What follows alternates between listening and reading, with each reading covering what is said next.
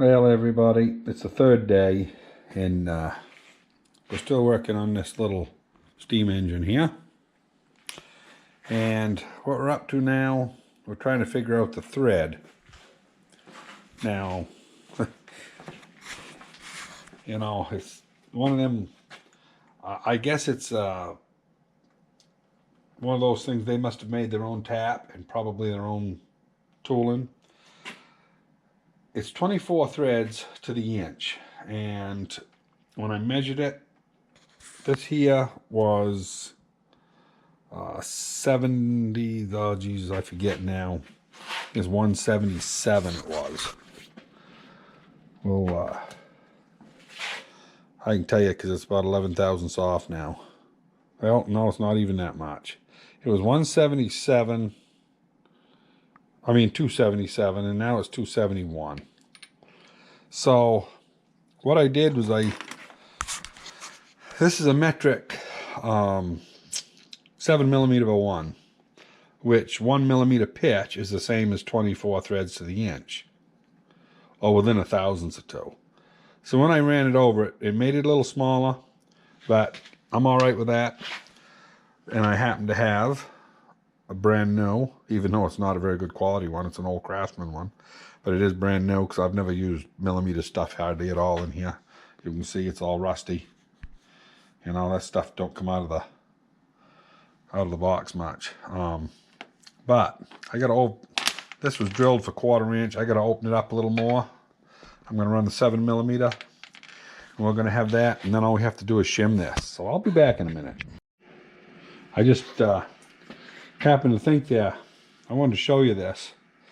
When I was heating this, you can see I burned the carbon black off of it, but underneath where the Babbitt was poured, which is all down here, you know, that's all still, it's all soot. And that's what we was after, because your Babbitt won't bond to it. And anyway, I just wanted to show you that piece of Babbitt there I'll reuse. So another little thing, and all the machinists in the world know this, but a lot of people don't. You know, you get a drill, they're pretty hard out here. You can't really file them good. But back here on the shank, if you have one of these shanks that get all boogered up, you know, from slipping, all you need to do is take a file to it. Don't go on over and thrash it onto the grinder, you know. All you do is mess up your drill. And then they won't run true. Yeah, almost all.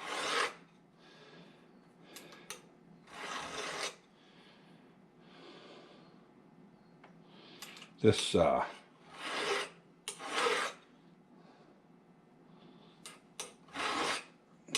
there we go. This is an underutilized thing on a vise, you know. If you want to sharpen your jackknife and you want to hold your blade, if you want to turn a drill while you're filing it, you know, a lot of people don't think to use that. It's a handy protrusion if you have it on your vise. Anyway, I'm gonna go drill this like so. I'll be back in a sec. A little interesting thing about drilling for metric taps, and I wouldn't have known this if it wasn't for Stefan Gottswonder there, that's got a pretty good channel. He's all metric. And if you're doing a 7mm, your drill size is 6mm. And of course I've got an old set here from Craftsman, and even though they've got, I don't know if you see that, but even though they've got 7mm here, they don't give you a 6mm size. They just go and tell you that it's 15/64, which it's within a few thousandths of being 6mm, because when this tap and die set was made, probably not many people had millimeter drills kicking around, and they knew it. So, anyway, it's kind of an interesting thing. It's an old set, but I don't even know how I've still got it. I've moved much as 13 times in my life. I've been to West Virginia and back. For some reason, I haven't never lost this stuff. But I had it when I was about, I think my father got it for me when I was about 16.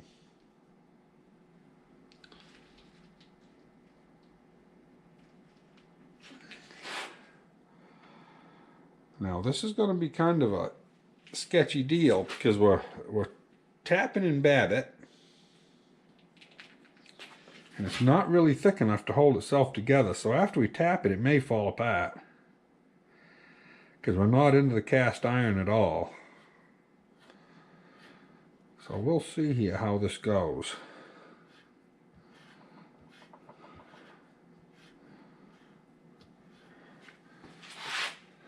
It's not too gummy, not as bad as I thought it was going to be. Come on. Got to hit the right spot, so we'll go down the flutes. There we go.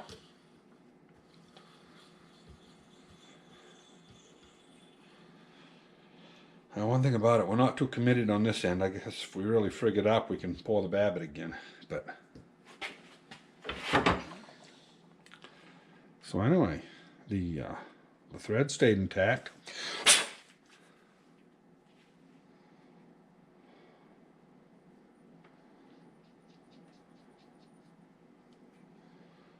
I would say that that was a success. Look at that. That's been loose for the last, I don't know how many hundreds, well, not hundreds of years, but it's been loose for a lot of years. So, yeah. Probably get the bearing scraper here if I can find it.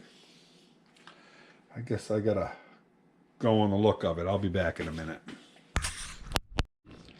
Yeah, I found it. It was sitting there in the milling machine.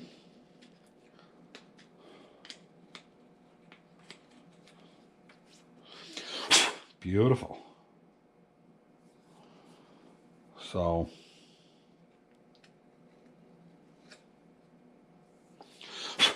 wow. Now the only thing I'm going to do now is I'm going to get a small drill. Or maybe I'll do it right on here. Anyway, I got to punch this hole out here. It's full of crap. So we can find that.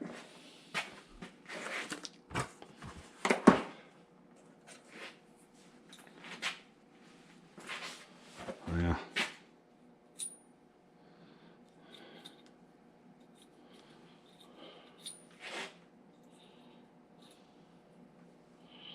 That looks kind of nice.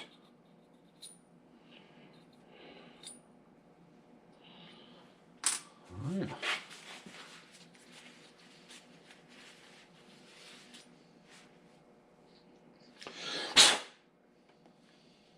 Beautiful. I don't know if you guys can see that, but I got a hole through that now. Boy, my eyes ain't like they used to be, but yeah. Anyway, it was just looking like, looking down into fuzz. So I think we're ready for shimming. We've got this all done. We'll go over. Well, everybody, as you can see here, got to clean up my mess a little bit.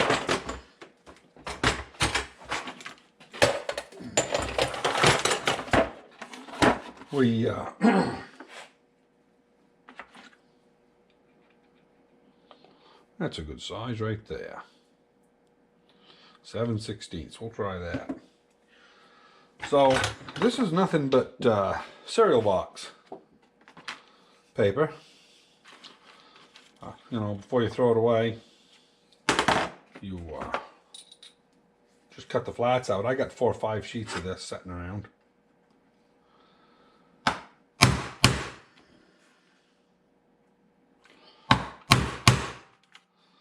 So the reason I'm not marking these ahead of time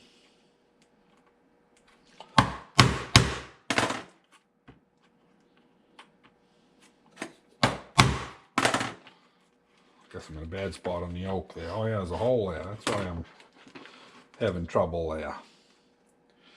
Get off that hole. better. So anyway, now you see I can set this on there like so, line it up with a hole, and I'll just draw a pencil or a pen around it, and then I'll cut it out.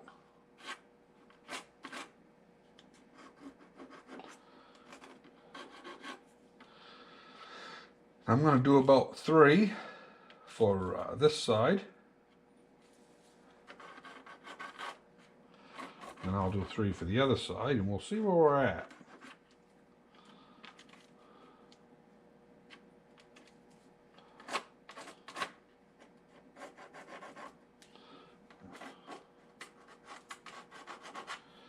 So, anyway, I'm going to cut these out, get them trimmed up.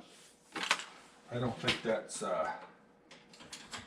worthy of your time there to sit there and watch me cut with scissors. So, anyway. Hello everybody. I got 3 of these for each side cut out.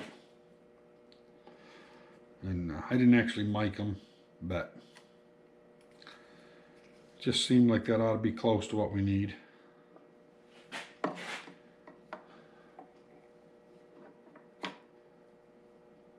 Doesn't rock anymore.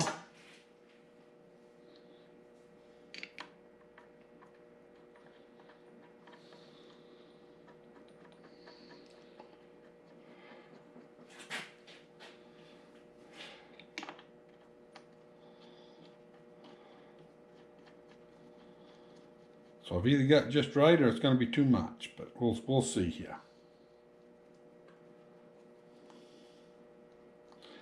This is real slow tightening because you can't get a wrench on there very good, and as I recall, these heads are a bastard size, but I'm not sure. So I'll bring you back in a minute. Now everybody, had too many.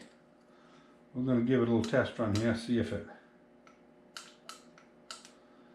runs all right.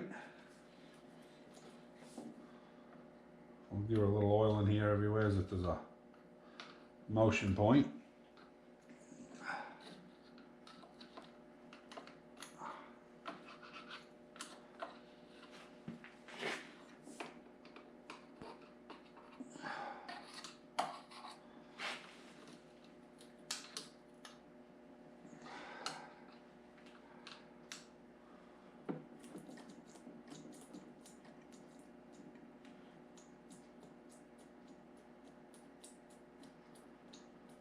That rod right there, that crank pin might be loose. Just a skosh. We'll have to see what she sounds like. See if we helped it or not.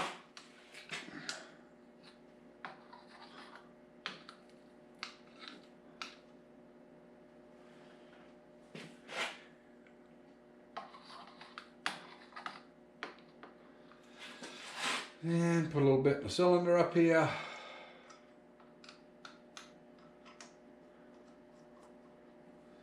Open that up, let it go down in.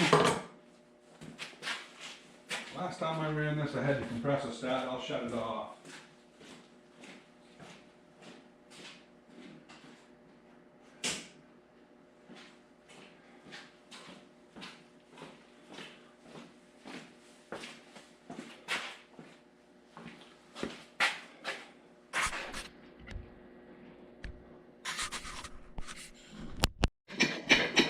Well everybody, the old boat engine is running fine.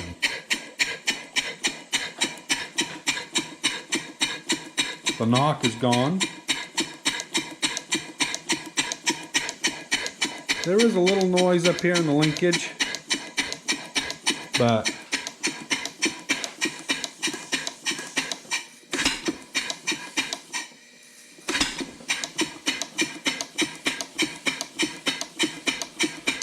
I can feel a little bit of movement somewheres here. But I've already tried. I put a socket under here and tried lifting that up and down, and that doesn't move anymore. And I just tightened up the rod end. So I don't know where that little thumping is.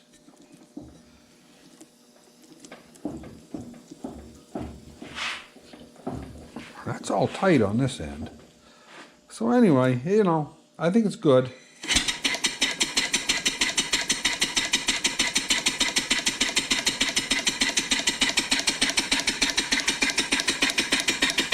I think it's probably in one of these.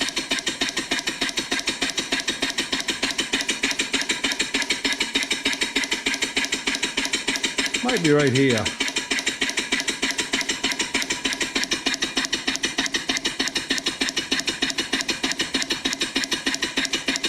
Careful, don't get your fingers pinched.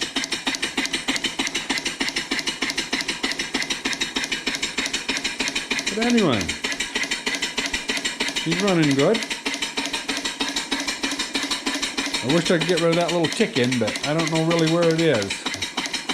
Sounds like it's still in the rod.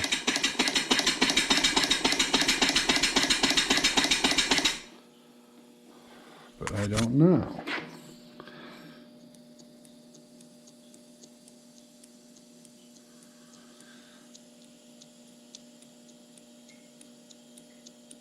I guess maybe it's in the top. I'd say it's in the wrist pin. I can see movement there with oil. So let's tighten it up a little bit.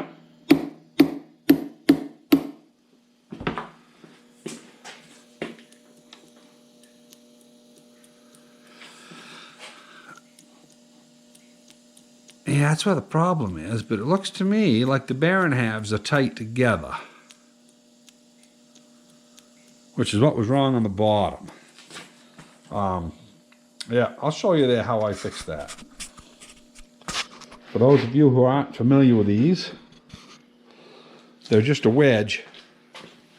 And get on the side here where we can see what we're doing here. That wedge ain't out through very far. Let's see here.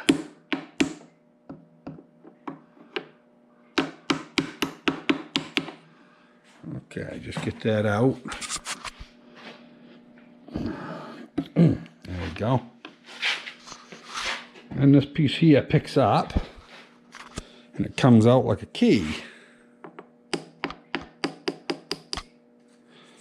They haven't been out for a while, I would say.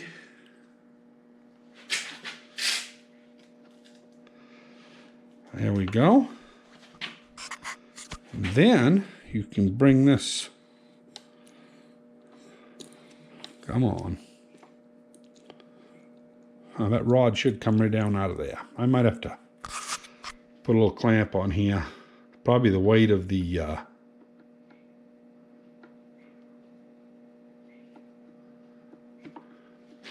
guess I ought to tighten that there up a little too. Anyway, I need two hands here. I'm going to get this apart and I'll show it to you. So anyway, this is how those bearing halves come out. And as you can see, this right here sets in underneath at an angle. And of course, where it's at an angle like that, it sets like so. And then that allows this to be square to it, so that between the two of them, they make a flat. And to tighten up that bearing, all you do is you keep pushing this in, and it makes it wider and wider. And it will tighten up this bearing boss. But that bearing, both halves are tight against each other. So I'm going to go and file them a little bit, and I'll be right back.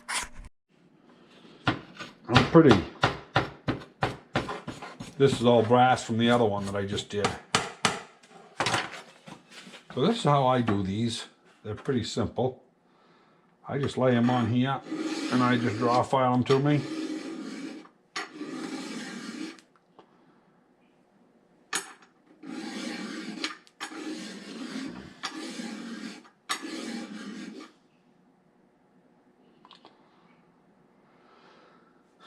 Just keep rotating them so that you're doing it even.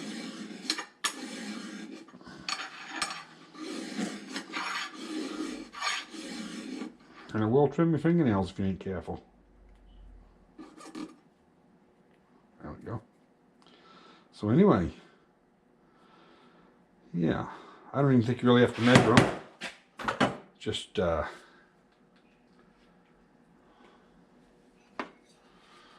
just take this burr off right here. There's one on both sides.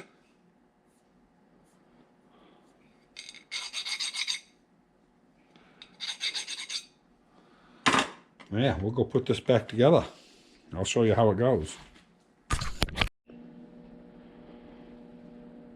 So anyway, put this in like so.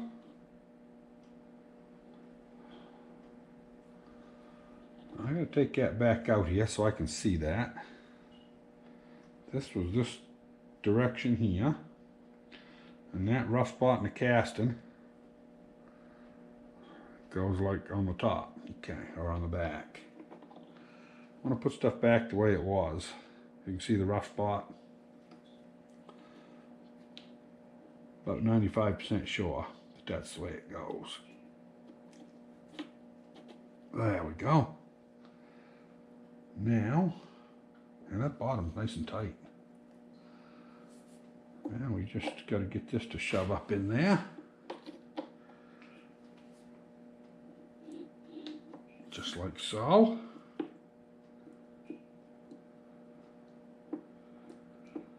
Yeah, you can see there how that kind of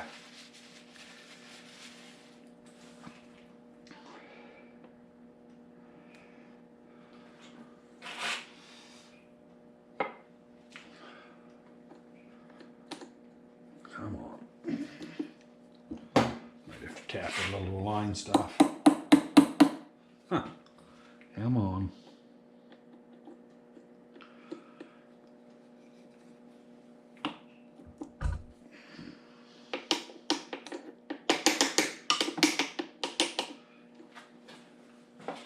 Oh, that thing should go right through there. Why isn't it?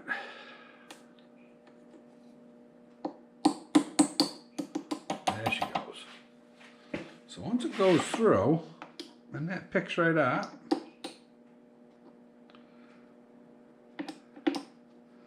actually, I might have that in wrong. That goes the other way. That's why it's not wanting to go.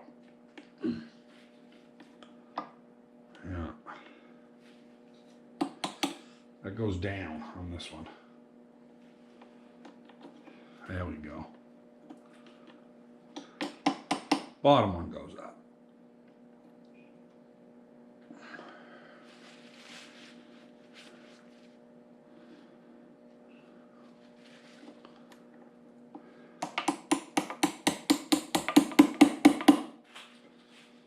Oh, yeah. That's all that does is wedge. Pretty primitive. Much better than it was. So let's give that a little oil. They put an oil hole up there, but you really can't get to it. It's kind of a piss poor deal, but anyway, we'll flood it.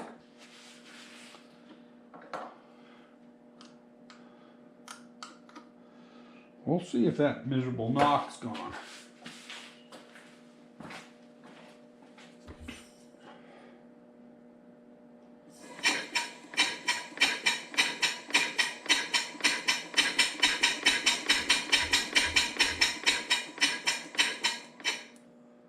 It has. Now,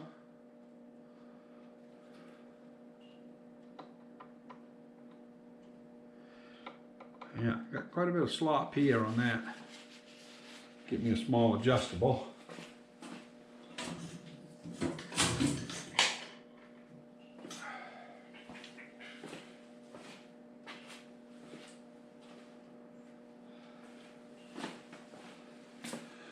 Oh, those, I don't them in half.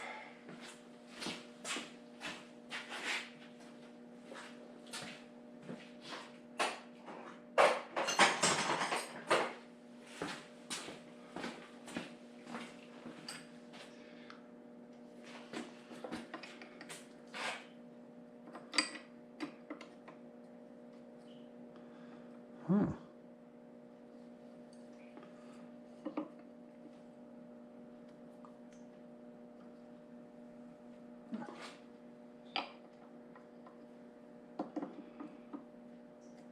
That one's loose.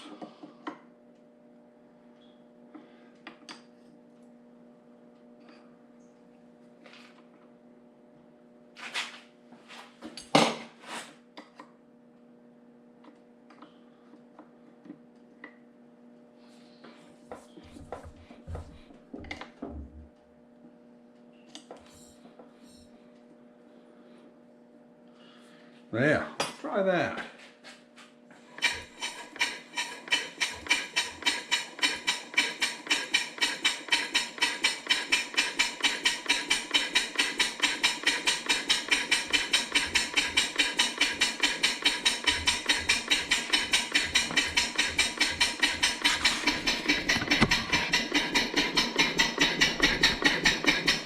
Yeah, I'm satisfied with that.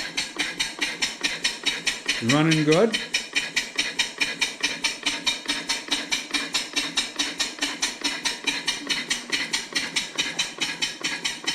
So, anyway, I'm gonna take some gas, wipe her out. Not too much, so I'll leave most of the oil on it, but just get some of the crap off it. We'll put it away.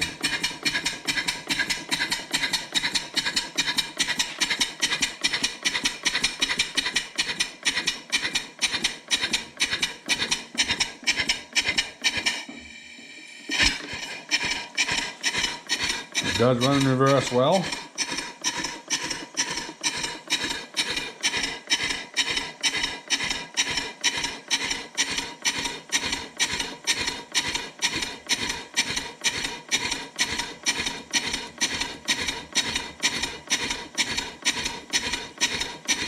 I'm not 100% sure. I've never messed with the valve in.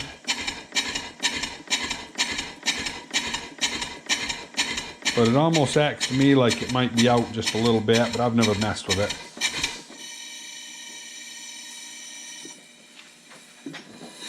Yeah, it's got steam the whole length of the whole length of the stroke, so.